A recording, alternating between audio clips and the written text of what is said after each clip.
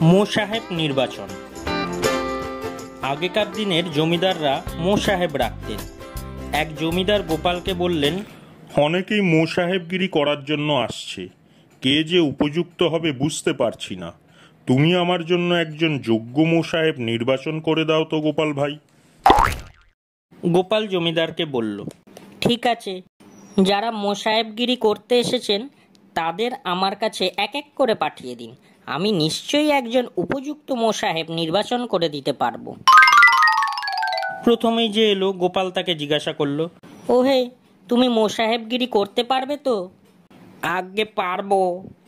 আমার মনে হয় তুমি পারবে না। ঠিকই পারবো মশাই। গোপাল তাকে বিদায় করে দিল। গোপালের নির্দেশে এবার দ্বিতীয় ব্যক্তি ঘরে ঢুকলো। গোপাল এই ব্যক্তিকে জিজ্ঞাসা করলো, কি হে, মো সাহেবগিরি করতে পারবে তো? কেন পারবো না?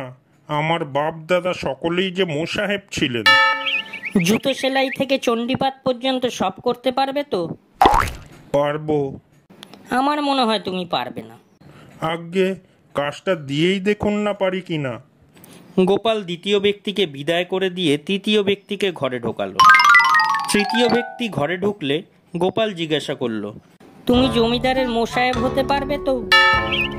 আপনার কি মনে হয় তুমি পারবে? তাহলে পারবো হুজুর। মো সাহেব হলেও সব কাজ ঠিক মতো করতে পারবে তো? আজ্ঞে না, তা অবশ্য পারবো না। সূর্য যে পশ্চিম দিকে ওঠে তা কি তুমি স্বীকার করো? স্বীকার করি মানে?